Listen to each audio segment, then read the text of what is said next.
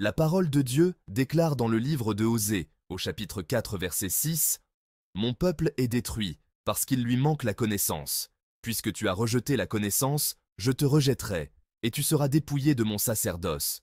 Puisque tu as oublié la loi de ton Dieu, j'oublierai aussi tes enfants. » Un chrétien a le devoir de connaître ce que Dieu attend de lui, mais il est aussi censé maîtriser la parole de Dieu, c'est-à-dire qu'il est de sa responsabilité de comprendre l'histoire que raconte cette parole.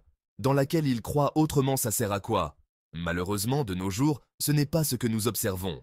Mais pas du tout. En effet, ce que l'on constate, c'est que la plupart des chrétiens se lèvent le dimanche, s'habillent, se parfument et vont à l'église. Mais ils ne lisent pas leur Bible de toute la semaine et ils n'ont à peu près aucune connaissance réelle de ce qui y est écrit. C'est très grave. Ainsi, je vous pose la question aujourd'hui. Seriez-vous en mesure de répondre à une simple question suivante? Pourquoi David a-t-il dû utiliser une pierre pour tuer Goliath?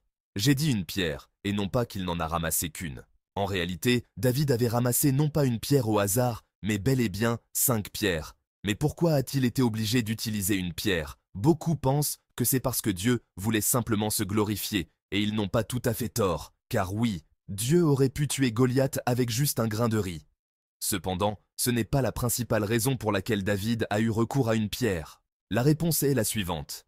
C'est parce qu'à l'époque, il n'y avait aucun forgeron disponible dans tout Israël. Israël ne possédait pas d'armes, car ceux qui fabriquaient les armes pour Israël, et même les couteaux de cuisine, devaient en être aiguisés par les Philistins lorsqu'ils étaient émoussés. On parle ici de leurs ennemis jurés.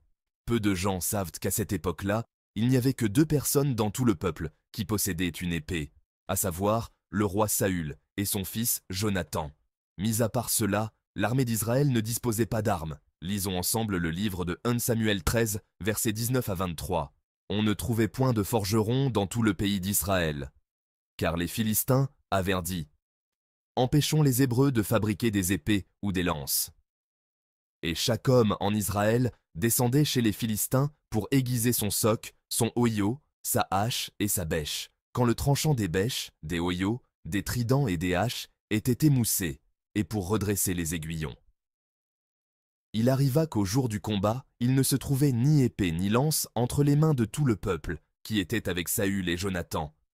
Il ne s'en trouvait qu'auprès de Saül et de Jonathan, son fils. Amen. Dans la version Osterwald, il est dit « Et il arriva qu'au jour de la bataille, il ne se trouva ni épée ni lance dans la main de tout le peuple qui était avec Saül et Jonathan. Toutefois, il s'en trouva pour Saül et pour Jonathan, son fils. » Amen. J'entends déjà votre question. Comment est-ce possible qu'ils descendent faire aiguiser leurs instruments de travail chez les Philistins et que ce dernier leur ait envoyé Goliath? Pourquoi sont-ils en guerre tout d'un coup? Pour avoir la réponse, je vous invite à déguster la lecture du livre de Samuel. C'est un délice. Oui, je le confirme, l'homme ne vivra pas de pain seulement, mais de toute parole qui sort de la bouche de Dieu. Amen. Écrivez en commentaire si vous le saviez. Refusez de laisser le manque de connaissances vous faire périr. Vous êtes né pour dominer. Que Dieu vous bénisse. N'oubliez pas de vous abonner pour plus de vidéos inspirantes.